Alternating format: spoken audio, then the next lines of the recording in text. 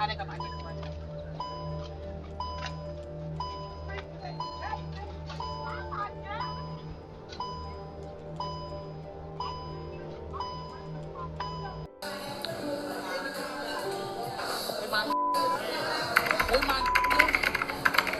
baby, I love him. I love him so much.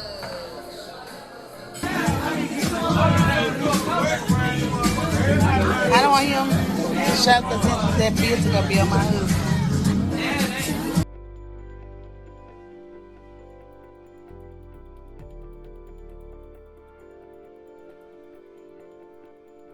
Okay, let me ask you something real quick. And I need you to be honest with yourself. How much is loyalty supposed to cost? 'Cause I just need to know if there's a price list I missed, because Dishaye Stevenson paid.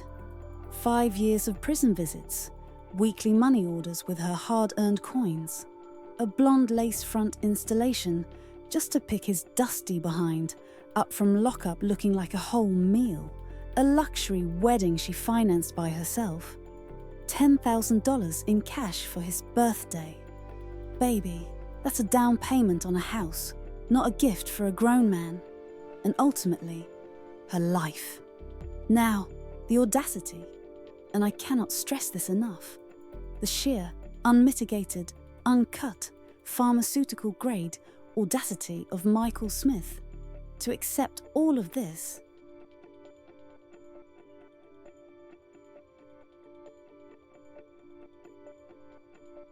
Contribute absolutely nothing except PCP smoke and opinions, and then get big mad when she said, "I'm done"?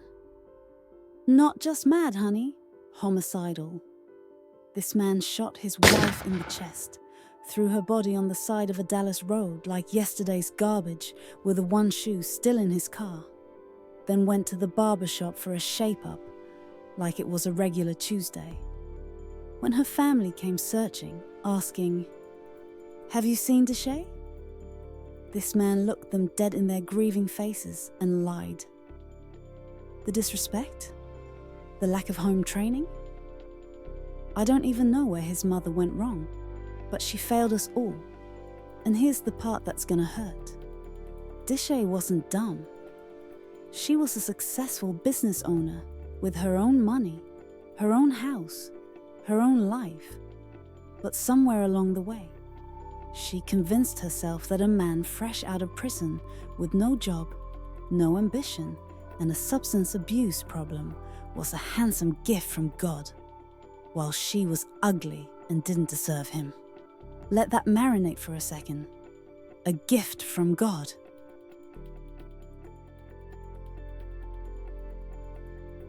Baby, the only thing this man was gifted at was taking.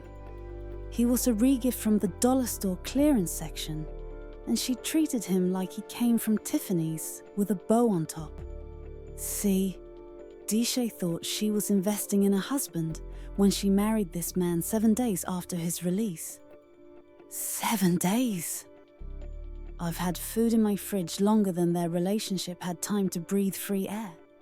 I take longer than that to decide on a Netflix show, and this woman married a whole felon. But she was desperate. Desperate to prove those 5 years of loyalty wasn't wasted. Desperate to turn a prison romance into a fairy tale. Desperate to show that her love could fix a man who didn't even think he was broken. And on September 27th, 2023, Dishaye finally woke up. She posted on Facebook, "I'm mentally at a place where I can't afford to freely give anymore. My mental capacity won't allow me to keep pouring from an empty cup. I can't accept one-sided love and energy anymore." 28 days later, she was dead. 28 days. That's how long it took Michael Smith to decide that if he couldn't drain her cup anymore, he'd just smash the whole damn thing. Because here's what narcissists do. They don't let you leave. They don't respect your boundaries. When you finally look at your bank account, your mental health, and your life and say, "I deserve better," they hear, "How dare you?" And Michael? he made sure October 24th, 2023 would be her last day of pouring. Now, I know some of y'all are already typing. Why didn't she just leave? And I'm about to show you exactly why it's never that simple. But first, you need to understand something. Somewhere right now, there's a woman financing a grown man's entire existence, thinking that's what love looks like. She's calling him king, while he treats her like a servant. She's opening car doors for him, literally and figuratively, while he won't even open up emotionally. She's got an empty cup and a full heart, and she thinks if she just loves harder, he'll finally love her back. This is her warning.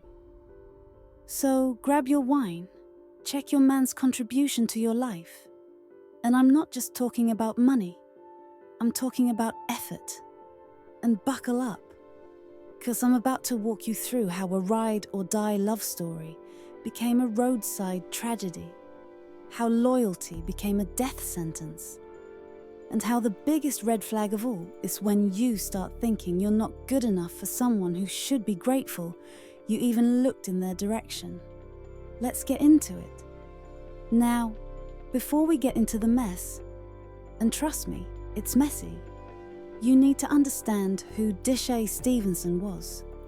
Because this wasn't some lost, aimless woman with no direction. This was a powerhouse. Born November 16th, 1988, right here in Dallas, Texas. Dishaye grew up in a tight-knit family where love wasn't just spoken, it was shown. Her mama didn't just raise her. She trained her. Taught her from jump that the only person you can truly depend on is yourself. And if you want something in this life, you better get up and get it. And baby, Dishaye took that lesson and ran with it. After graduating from Atlanta High School, Dishaye knew exactly what she wanted. Her own. Not a job working for somebody else's dream, but her own empire. And like most entrepreneurs, she didn't hit gold on the first try. She tried different ventures, tested the waters, figured out what worked.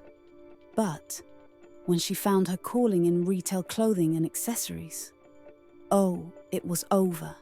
Started small, selling clothes right out of her apartment. But Dishaye had something you can't teach.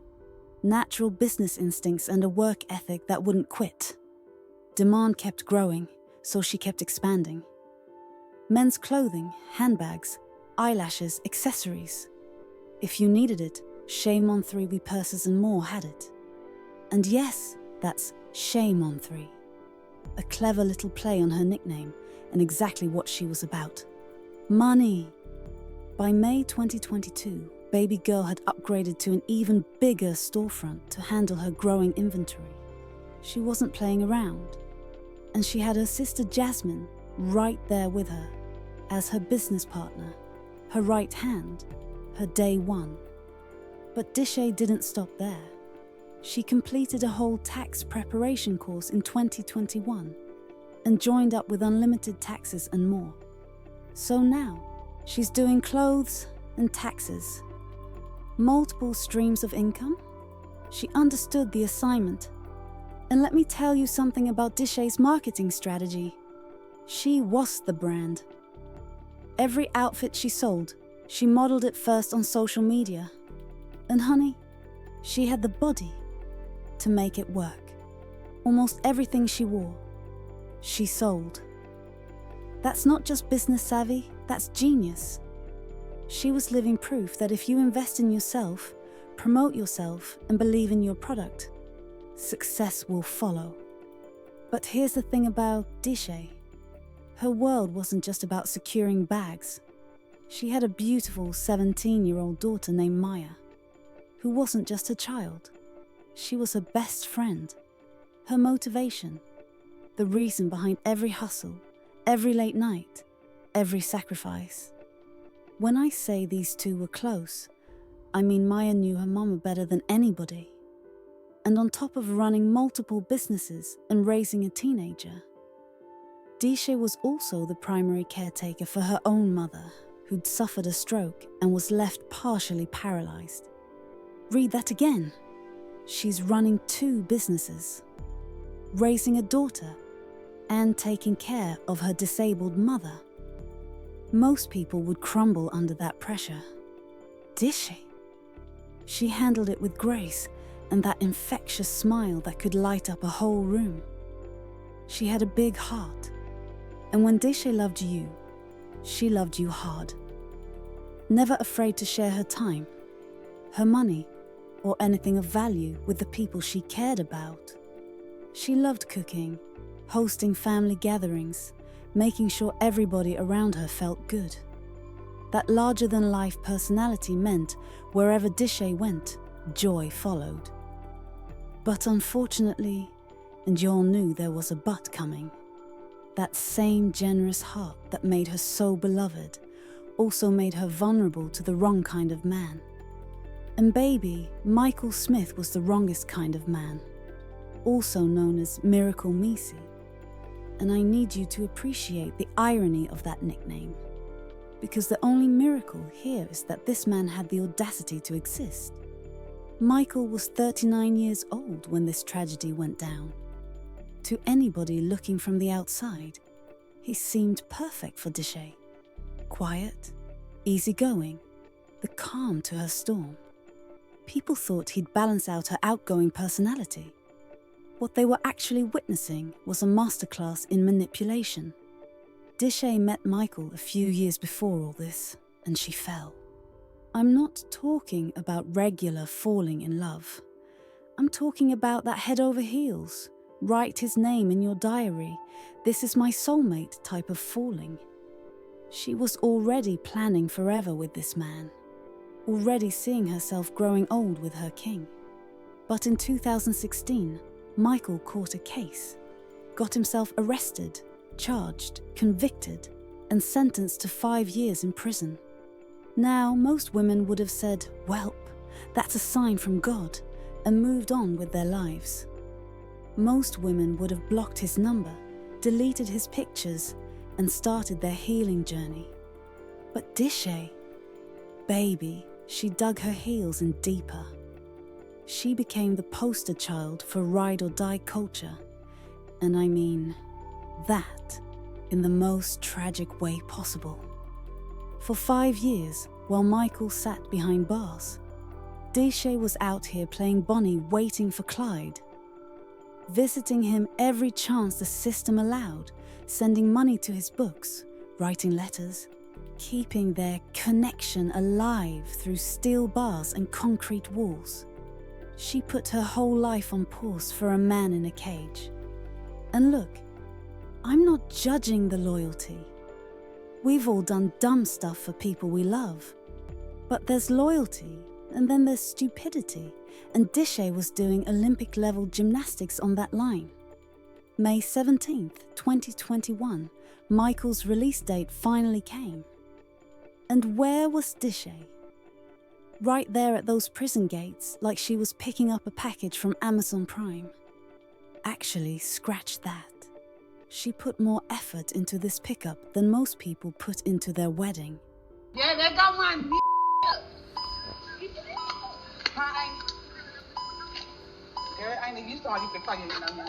Yeah, my period. Big Red, my period. I didn't got my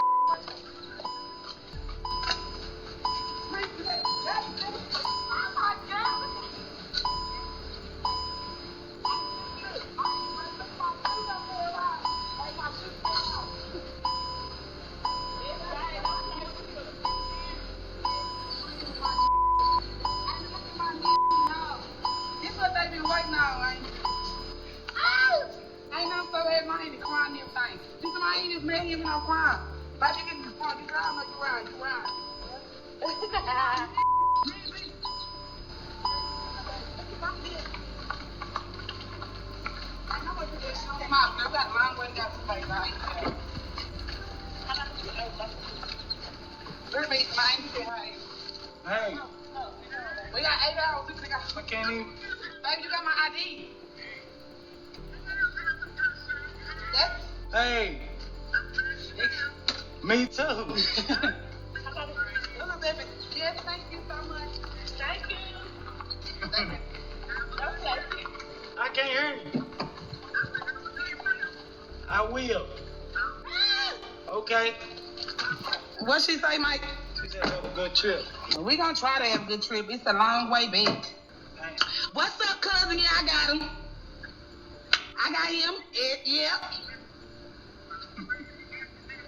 Yes. Oh, I'm finna fly back home. Not right here. Cause my finna eat steaks and shit. You gonna have to pull up today. It's a bunch of drunk shit going on at the house. I'm finna take them to see his mama first stop when I get to Dallas. Huh? You drive around like a drone. Right. Huh, cousin? Yeah. You know nigga finna be in that bag and he ain't in nothing else. Cause he ain't worried about nothing. He learned his lesson. He good now. Yes. I got my face, my makeup done and stuff. Just to go pick him up.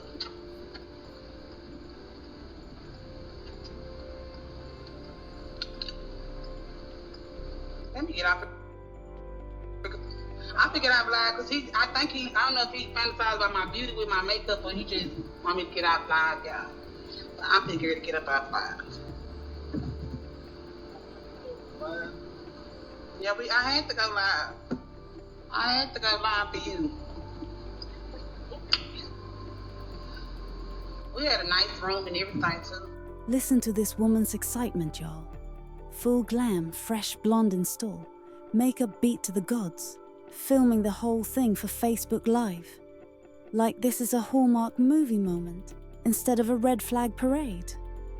Let go of my she's saying, while the family celebrates like he just won the lottery instead of just finishing a bide. Her auntie's crying. Everybody's emotional. And Dishaye is sitting there talking about taking him to see his mama first. Then they're gonna eat steaks and have drunk celebrations at the house. He ain't run by nothing. He learned his lesson. He good now. Baby. Baby. If you have to convince people that someone learned their lesson, they did not learn their lesson. But it gets worse. Within 7 days of his release, I'm talking he'd been breathing free air for 1 week. They were married at a courthouse. 7 days. I've had milk in my refrigerator longer than that. I've contemplated buying a pair of shoes longer than that. I've let packages sit on my porch longer than that, because I forgot I ordered them. And this woman married a man who hadn't even finished unpacking his commissary habits. Now, I need y'all to understand what was happening in Dishaye's head. She wasn't just eager, she was desperate. Desperate to prove that those 5 years wasn't wasted time. Desperate to show herself, her family, the world that her loyalty wasn't stupid. It was love. Desperate to turn this prison romance into a success story. So she rushed to the altar faster than I rushed to skip ads on YouTube. But wait, it gets even better because the courthouse wedding wasn't enough. On September 11th, 2022, Dishaye organized and paid for an elaborate wedding ceremony that Michael himself later described as a luxury wedding. What's his name? What's his name? What's his name? I pledge my life, thou say unto you. I say unto you, In the name of the God Father, of the God Father, and the Son Jesus Christ, and the Son of through Jesus the power of the Holy Ghost. the power of the Holy Ghost. Hallelujah!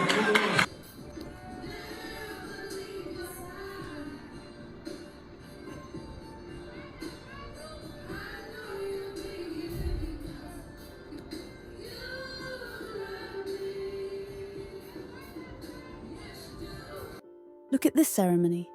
Look at the setup, the decorations, the production. Now ask yourself who paid for all of this. The venue, Dishaye. The food, Dishaye. The decorations, Dishaye. His suit, Dishaye. His shoes, Dishaye. The rings on both their fingers, Dishaye. This man contributed nothing except showing up. And even that was questionable since she probably had to remind him what time to be there. But here's where it gets psychologically dark. And I need y'all to really hear this part. Dishaye didn't just love Michael, she worshipped him. And worse than that, she didn't think she deserved him. This successful, beautiful, intelligent businesswoman actually believed she was ugly and that he was too handsome for her. Let that sink in. A woman with her own money, her own business, her own house, thought she wasn't good enough for a man fresh out of prison with no job, no money, and no prospects. The math ain't mathing, but that's what abuse does. It convinces you that up is down, that trash is treasure, that the person draining you is actually saving you. And Michael? Oh, he knew. He knew exactly what he had. A woman who would give him everything and expect nothing in return. A woman who saw him as a gift from God while seeing herself as lucky to even be chosen. That power dynamic right there. That's not love, baby. That's control. And it was about to get so much worse. So now we've got newlyweds Dishaye and Michael, right? Fresh off that luxury wedding where she paid, she planned, she executed, and he showed up. Which honestly, we should give him a participation trophy for that, because it might be the only thing he accomplished all year. And you would think that at some point, this grown man would look around at the house he didn't buy, the clothes he didn't pay for, the food he didn't earn, and feel some type of way about being a professional mooch. But here's the thing about certain men. They don't experience shame the way normal humans do. Where you and I would feel embarrassed to be a whole adult with nothing to offer. Michael felt like he'd won the lottery. And honestly, he had. Because Dishaye wasn't just taking care of him. Baby, she was worshipping him, and he knew it. We're not in the hood. We're really living like that. We're not in the hood. We're really living like that. Thank y'all so much. It's the kitchen area for me. Don't mind my brother in Big Mook. But I got me my new house today. Almost 1,700 square feet, 3 bedroom, 2 bathroom, 2 car garage, all brick home, period. Leave me alone. I'm doing other shit right now. Coming up next will be my shop, so stay tuned. I will be giving me a shop next. Yes, Brittany cooks. I got to let y'all know when the barbecue, because y'all know I love to cook and I love family gatherings. So it's lit. It's lit. Me and my room right here. My little girl room will be over there, and it's another room. No, that's gonna make up that to be knit room. Yes, jacuzzi tub for me and my nigga. Period. His and her sink. Period. Y'all just don't know how happy I am right now. Like, oh my God. Like, y'all, this shit can't be real. Like, open that up, Big Mook. Because you know we lighting the fireplace. Yes.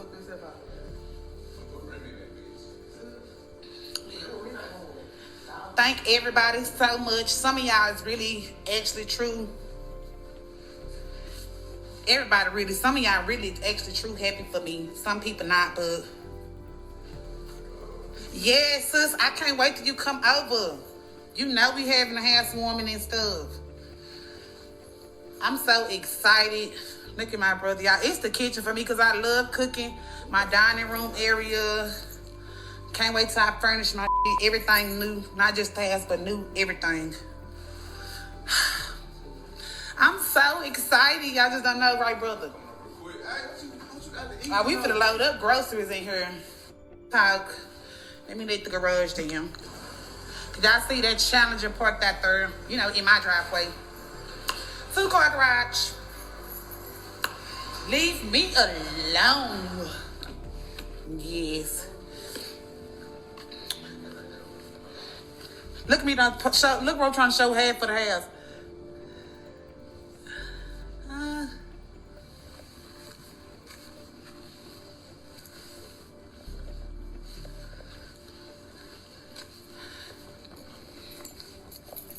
You already know, sis. Room on deck. Stop playing.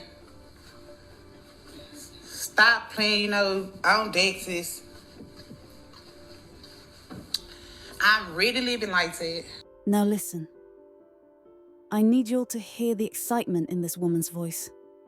Oh, the master bedroom for me and my bro, boy, look at this. Man, it's the closet. I know my gonna take her up here for this closet. First of all, for me and my Bah, notice who gets mentioned first in her own house purchase. This woman bought a whole house. We're talking mortgage, down payment, inspection, all that adult stuff, and timed it specifically for Michael's release from prison. She's out here playing The Sims with real money, building a whole life for a man who contributed exactly $0 and 0 cents. Mine gonna be everywhere. She's giggling while touring the closet. Baby. Baby. His it's gonna be everywhere because you bought the everywhere. You bought the closet, the hangers, probably the clothes that's gonna go in it. 2-car garage for shit show. Big backyard for me and my family. Now catch that. My family. In her mind, Michael wasn't just her husband. He was her family. Her world. Her sun, moon, and stars. Meanwhile, what was he bringing to this table besides an appetite and the audacity? Let me tell you what Michael's contribution was. Breathing, existing, taking up space. That's it. That was his whole resume. And somehow Dishaye looked at this man and thought, yes, this is worth a mortgage. Now, from the second Michael took his first breath of free air, Dishaye's entire personality became Michael's wife. Every thought, every plan, every move was about him. And I'm not talking about normal newlywed behavior. I'm talking about the kind of obsession that makes your friend start a group chat without you to discuss if you're okay. She took him everywhere. And I mean everywhere. Even on mother-daughter dates with Maya. You know how sacred that time is supposed to be? Just you and your kid, bonding, talking about life? Nope. Michael's coming too. Because God forbid this man spend 3.5 seconds without attention. Poor Maya probably couldn't even vent about her day without Michael jumping in with his 2 cents that nobody asked for. See, Michael's entire job description was simple. Wake up. Exist. Accept worship. Go to sleep. Repeat. And he was exceptional at it. Like he'd been training his whole life for the position of professional burden. Meanwhile, Dishaye is out here running businesses, raising a teenager, caring for her disabled mother, and playing cruise director for a grown man's ego. But did Michael appreciate it? Did he wake up every day thinking, wow, I'm blessed to have a woman who does all this? Absolutely not. He woke up thinking about what else she could do for him.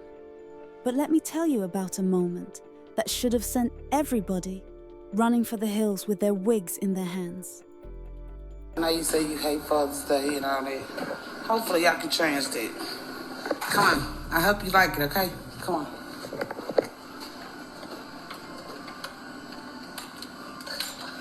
Okay, go Mike.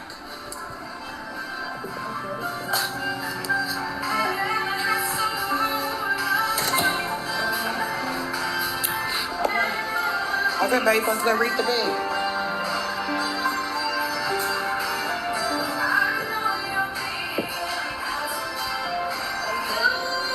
Okay, what do you say?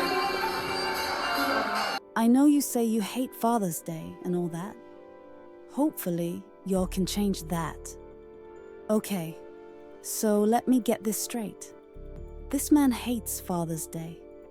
Probably because his own daddy was trash and gave him a lifetime of issues that he refuses to deal with like an adult. But instead of Dishaye saying, "Okay, baby, we'll skip it," she's out here trying to fix his trauma with a gift bag. Like honey, Dollar Tree doesn't sell healing. Target doesn't have a daddy issues resolution aisle. You can't Amazon Prime your way out of childhood trauma, no matter how fast the shipping is. But this is what Dishaye did. She saw broken and thought, I can fix that with love and money. Which is wild, because the only thing money fixes is being broke. Everything else requires therapy, and Michael clearly wasn't interested in unpacking nothing except the presents she kept buying him. Speaking of presents, let me tell you about the birthday gift that made me want to throw my phone across the room. Y'all, this is so beautiful, isn't it? Y'all just don't understand. I ordered this Bible. The reason I got this Bible, y'all, you think I've been reading? I told him I'm going to read some couple scripture of this Bible, y'all. But I ordered this Bible from Amazon. But in reality, it's like a lock safe box. He don't know that what's in there. So y'all had to know I couldn't put the whole 10,000 in there plus the ring. So I don't know how much thousands I got in there with the ring. But I have the rest of the thousands in my purse. So here come Easy. He don't know. And his last birthday present is going to be on the 7th of April the 7th, which is his last birthday present. I'm be so excited. So, me's about to come. I'm about to give him $10,000 in cash. And I bought him this new ring. Where it's inside this Bible. And I took his phone, y'all, because he tried to get on Facebook a while ago. I ain't want him to be looking at my shit. Me in Jamaica, y'all, with the vibes. Literally. Ate breakfast. Now, me's don't know what Happy birthday. Happy birthday, huh? You should have stayed over there, shit. Yes, brother. That's right, B. Thank you, my video. Yes, y'all. I think I got good service. Happy birthday, baby. Here you go. I got you a Bible for your birthday, baby. You gotta keep God first, baby. Read John 3:16. Open the Bible.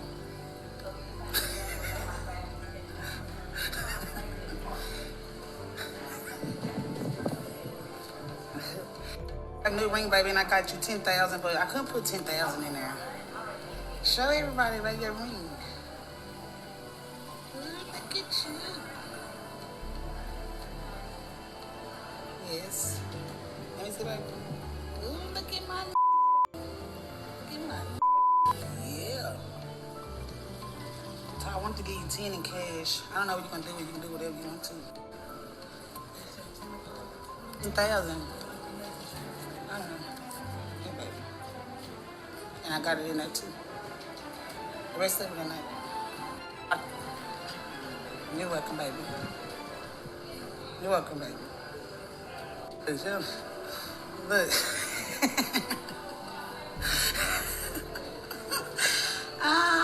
You're not an egg. My husband with new ice on his hand. Don't play with his wife. Don't play with my nigga. Those real diamonds. Tell them, baby, we don't wear nothing for diamonds, baby. Real diamonds. Cost a pretty penny, but it's real diamonds, baby. I'll work for you. I can lose everything today. I know I can get it back just because of you. I love you so much, Meezy. Y'all. I need everybody to take a deep breath before we get into this, because what I'm about to show you will make you question everything you thought you knew about self-respect and financial literacy. I got you a Bible for your birthday, baby. Yep, you got to keep God first, baby. Read John 3:16. Open the Bible. Oh, that's sweet, right? She got her man a Bible. Trying to get him spiritually aligned, keep Jesus at the center. I can respect that. Except, this Bible is actually a safe designed to look like a Bible.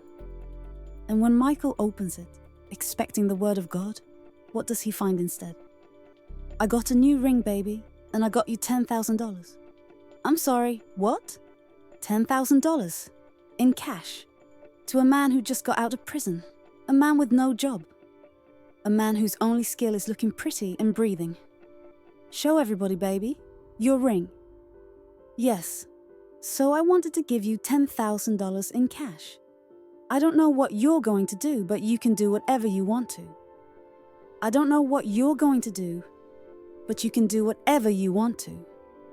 Girl, when is giving a man with poor decision-making skills $10,000 and saying do whatever you want ever ended well? That's like handing a toddler scissors and saying be creative. You know what's about to happen, and it ain't gonna be good. And you know what he did with that money. Let me tell you what the streets, and by streets I mean multiple internet forums and people who actually did their research, say he did with it. He smoked it. Not in the figurative, he wasted it way. In the literal, he bought drugs and put them in his lungs way. Word is, Michael took a good chunk of that birthday money and invested it in PCP. Not stocks, not bonds, not a Roth IRA. PCP. The man diversified his portfolio into hallucinogens and bad decisions. But wait, it gets messier than a Thanksgiving dinner with your drunk uncle. Because apparently, this whole lifestyle wasn't just funded by her legitimate businesses. You know those PPP loans the government gave out during the pandemic to help small businesses survive? The money that was supposed to keep your business afloat. Allegedly, and I say allegedly because I can't 100% confirm it, but multiple sources are saying it. Dishaye was using some of that PPP money to fund this fantasy. The Jamaica trips, the luxury wedding, the constant social media flexing about their perfect life. Government pandemic relief money was potentially going toward bankrolling a man who wouldn't roll his own self out of bed to find employment. Now, some of y'all might be thinking, why does the money source matter? And I'll tell you why.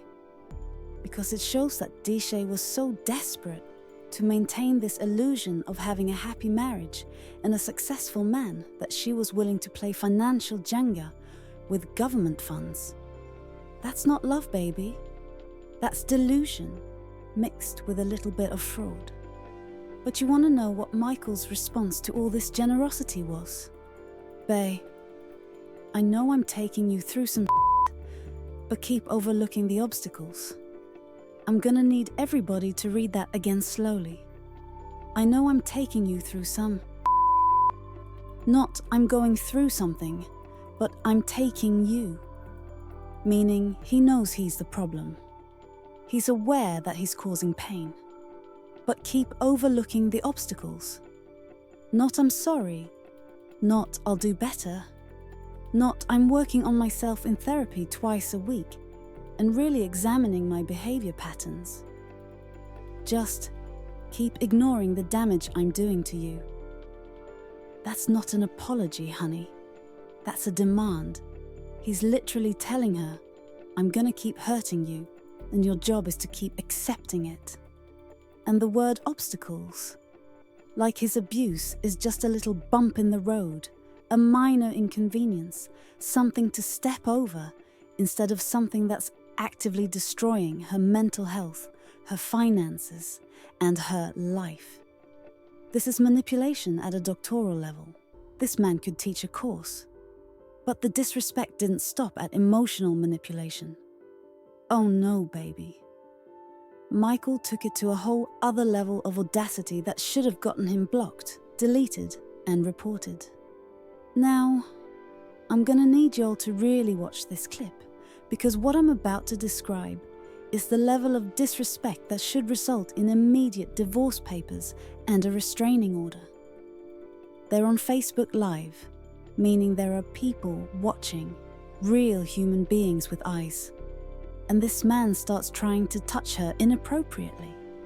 He's literally trying to pleasure himself using her body, while live on the internet like she's not a person, just a prop for his entertainment. He's so absorbed in his own needs, so focused on what he wants in that moment, that he doesn't even register her discomfort. She has to stop him, redirect him, shut it down. And even then, you can see he's annoyed that she's not just letting him do whatever he wants. This is what we call sexual entitlement, and it's ugly.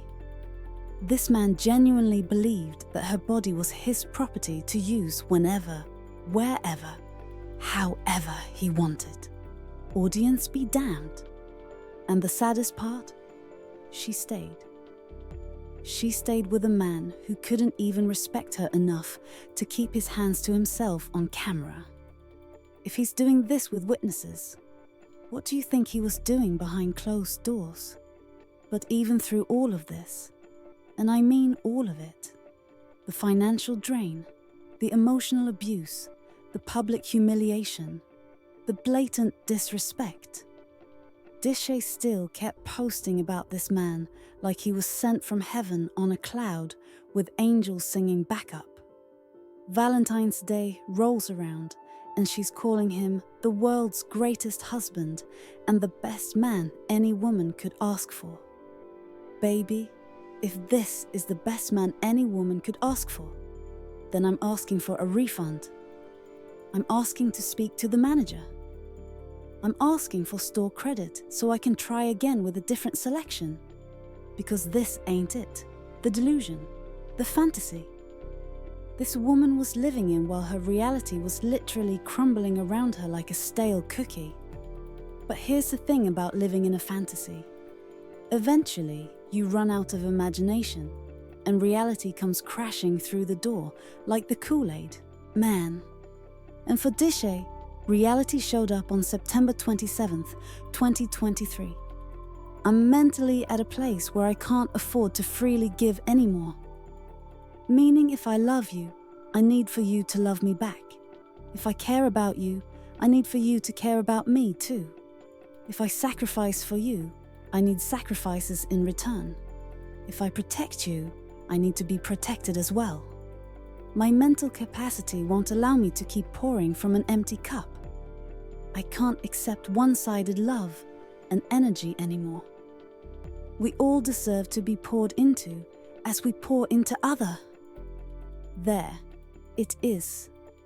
After years of giving everything, years of draining herself to fill him up, years of sacrificing her peace for his comfort, Dishaye finally looked in the mirror and saw what we'd all been seeing. An empty cup. A woman who'd poured out so much of herself that there was nothing left. She finally realized that love is supposed to be reciprocal. That relationships are supposed to be mutual. That you can't be the only one investing while your partner sits back collecting dividends on your labor. I need for you to love me back. Think about that sentence. She's begging for the bare minimum, not asking for grand gestures or expensive gifts, just asking to be loved in return. That's like asking for a paycheck after working a full shift. It's not a favor, it's what you're owed. But here's the part that's gonna make you cry. She posted this on September 27th, 2023. 28 days later, she was dead. 28 days. Let that sit with you for a second. 1 month, 4 weeks. That's how long it took from her finally choosing herself to Michael deciding that if he couldn't have her, nobody could. Because here's what abusers do when you try to leave. They don't respect it. They don't say, okay, I understand, I wish you well. They hear your boundary as a challenge. They hear I'm done as convince me to stay. And when they realize they can't manipulate you back into position, that's when they get dangerous. Dude, what's that shit you listening to? Yeah, my daddy gave me this little bit. My daddy gave me this. This ain't gonna knock me on my ass. They said they ain't gonna Colombian red blood now. This little bit of shit right here. If I had some Red Bull when you called, I'd have missed your mother call because I'd have been out of there. But you got some PCP in this son? Probably. You know, I do all kind of mother. Do you hear me? I know you record me.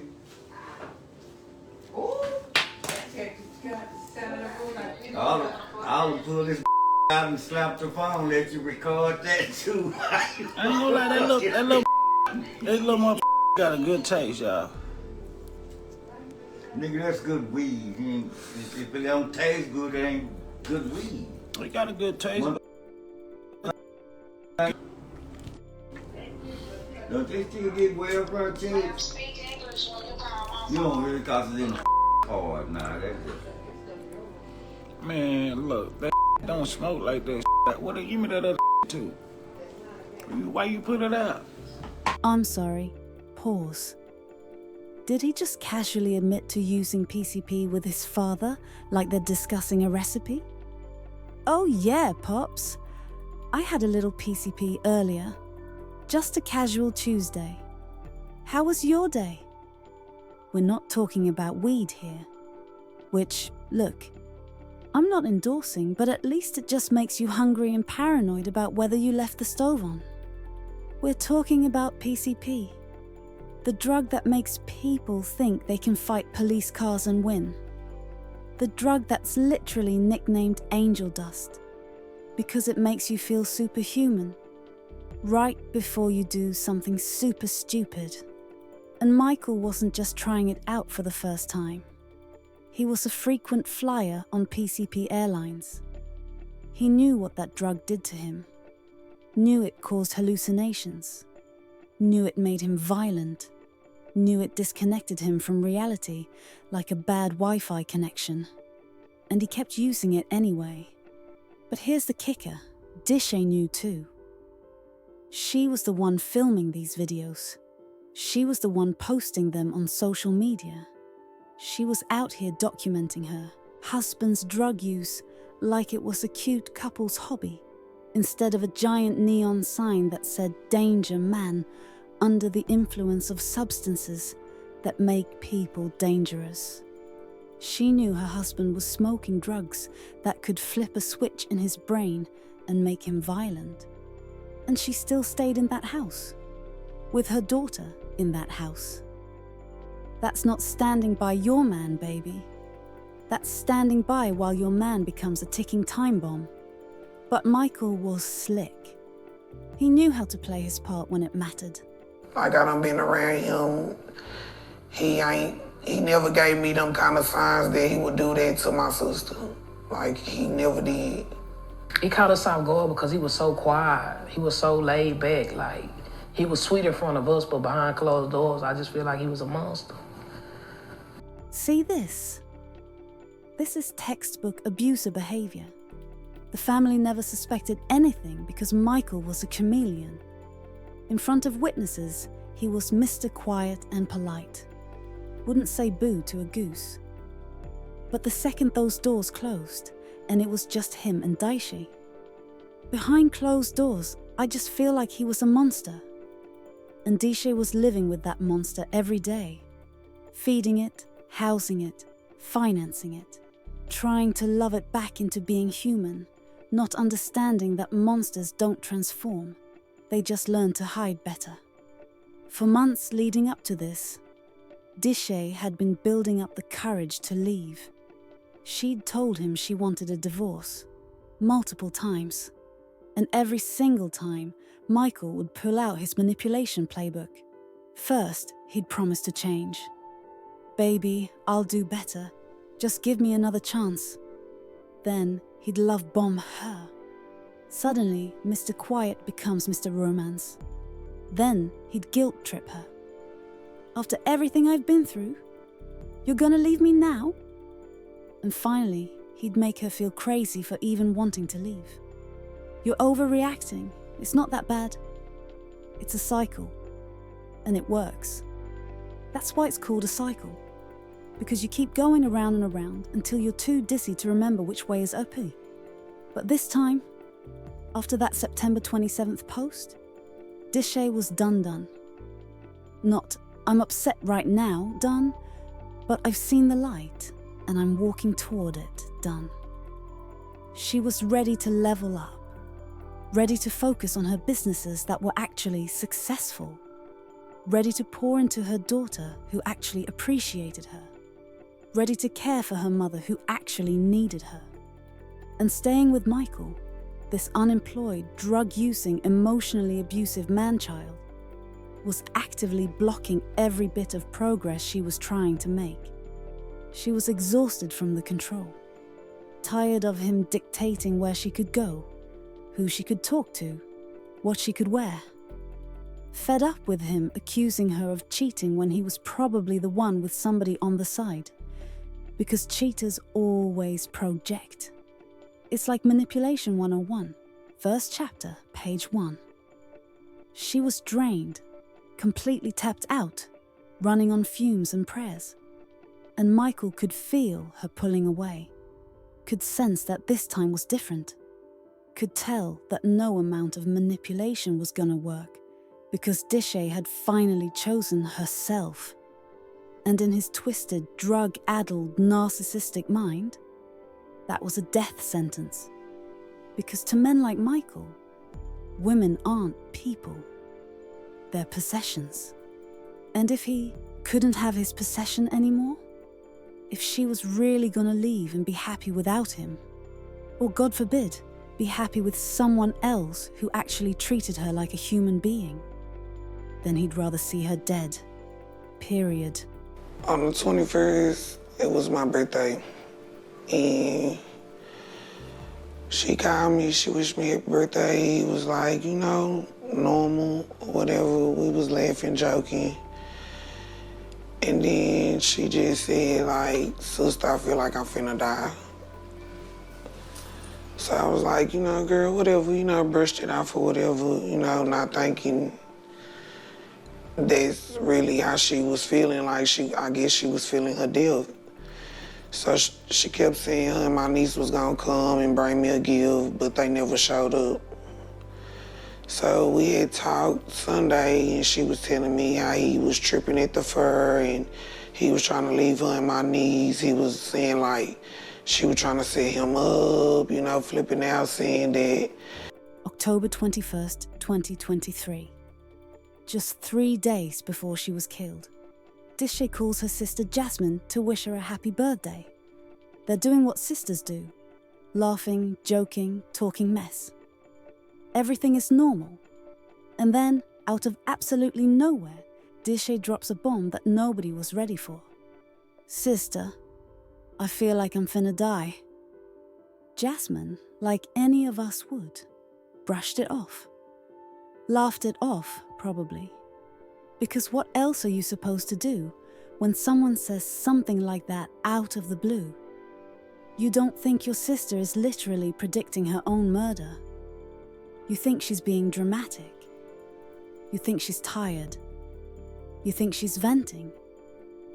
You don't think she's receiving a premonition from the universe saying, "Girl, get out now." But that's exactly what it was. Dishaye's body, her spirit, her gut was screaming at her that something was wrong, that she was in danger, that this man was planning something terrible, and she knew it. Deep down in the parts of herself that logic couldn't reach, she knew. And yet, when Michael called on October 24th, after days of them fighting about the divorce, after her telling him repeatedly that she was done, asking her to meet him to talk about it, she went. She got in her car and drove to him. Michael told her to meet him at his father's housing complex, Pleasant Village Apartments, so they could talk about it. And in that moment, Dishaye had to make a choice. Her gut was telling her no. Her sister's voice was probably in her head from 3 days ago when she said, "I feel like I'm finna die." Every logical cell in her body was screaming, "This is a trap." But narcissists are masters of manipulation. They know exactly what to say to make you think maybe this time will be different. They know how to sound reasonable sound calm, sound like they just want to talk. And Dishaye? She still had love tangled up with all that pain, still had hope mixed in with all that hurt. So she made the decision that would cost her everything. She agreed to meet him. October 24th, 2023. Before asking Dishaye to come, Michael had been smoking PCP, because that's how this coward dealt with difficult situations. Get high, disconnect from reality, make irreversible decisions, then blame the drugs later. It's the Abuser's Playbook, Chapter 12. Dishaye drove to Pleasant Village Apartments in her own car. Surveillance footage, the kind that would later be used in court, caught both vehicles arriving separately. 2 separate cars, 2 separate people, but only one of them was leaving alive. And then, Dishaye made her final decision on this earth. She got out of her car and climbed into his. Why? Because even after everything, some part of her still believed in him. Still believed they could have a rational conversation. Still believed that the man she'd waited 5 years for, the man she'd given everything to, wouldn't actually hurt her. She was wrong. The second she got in that car, Michael started begging. Making the same tired promises he'd made 1,000 times before. Baby, I'll change. Baby, just give me another chance. Baby, don't leave me. But this time, Dishaye stood firm. And I need y'all to respect that, because standing firm against someone you love when they're begging you to stay, that takes strength. Yes, she was leaving him. Yes, she was done. Yes, she was choosing herself for the first time in years.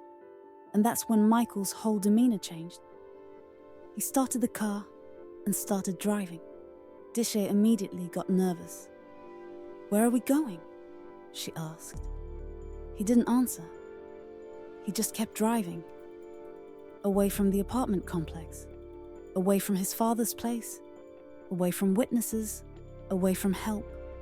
To a lonely, empty stretch of road where nobody could see what was about to happen. Where nobody could hear her scream. And then, this man. The man Dishaye had sacrificed everything for, pulled out a gun, pressed it to her chest, and shot her. Just like that. The woman who'd waited 5 years for him while he was in prison. The woman who'd given him $10,000 for his birthday. The woman who'd bought him a house to live in. The woman who'd paid for a luxury wedding. The woman who'd loved him when nobody else would. He put a bullet in her chest like she was nothing. Like she was trash. Like her life didn't matter. He pulled over to the side of Murdoch Road, opened the passenger door, and threw her body out like he was dumping garbage. She landed with only one sandal on her foot. The other one stayed in his car. Evidence he was too stupid or too high to notice. Evidence that would help seal his fate. And then Michael Smith, murderer, coward, waste of oxygen, drove back home like nothing happened. Parked his car in the driveway, blood still in the front seat, bullet casing still in the driver's seat, Dishaye's sandals still on the floor. And then this man went for a walk. A walk. Like it was a beautiful day. Like he'd just had a good meal. Like he hadn't just murdered his wife and left her body on the side of the road like roadkill. And here's where we need to talk about audacity. Because what I'm about to tell you will make your blood boil. While Michael's out on his casual murder day stroll, he runs into Dishaye's brother and sister. They're already searching for her because she's not answering her phone. And this is the same woman who never went silent on her family. The same woman who checked in with her daughter constantly.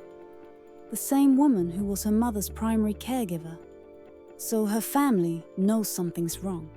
And this man, with Dishaye's blood still fresh on his hands, with her body still warm on Murdoch Road, looks her family in their faces and lies. Nah, I haven't seen her. I don't know where she is. And then he kept walking. Eventually, this fool ends up at his barber shop, gets in the chair, gets his hairline edged up, makes small talk about sports or whatever. All while Dishaye's body is lying on the side of the road 3 minutes away. The disrespect, the depravity, the complete and total lack of human decency. This man really murdered his wife, lied to her grieving family, and then got a shape up like he'd just finished running errands. Maya knew immediately something was wrong. Her mama never went silent. By midnight, the whole family was searching. They found Dishaye's car at Pleasant Village, Michael's daddy's complex, with a handprint smeared on the driver's window. And then they saw a Facebook post about a woman's body found shot 3 minutes away. They rushed to Murdoch Road, and there she was. Their Dishaye, dead on the side of the road like garbage. Police didn't have to look far. Michael's car was in his driveway, with blood on the passenger seat, a bullet casing in the driver's seat, Dishaye's missing sandal on the floor, and multiple guns in the house. The man didn't even try to cover his tracks. They found him at the barbershop, hair freshly lined up, not a care in the world. In custody, Michael claimed he was under the influence of PCP, the same drug he chose to smoke, the same drug he knew made him dangerous. That's not a defense, baby. That's a confession with extra steps. Dishaye Stevenson deserved a love that matched her generosity. She deserved a partner who protected her, not one who destroyed her. Her death wasn't just tragic, it was preventable. If you're financing a man's whole existence, if you're the only one sacrificing, if you're pouring from an empty cup, if your gut is screaming at you, listen to it. The most dangerous time in an abusive relationship is when you try to leave. Don't meet them alone. Don't go back one more time. And if you feel like you're gonna die, believe yourself. Dishaye's story ends here. But yours doesn't have to. Rest in power, Dishaye. You deserved so much better.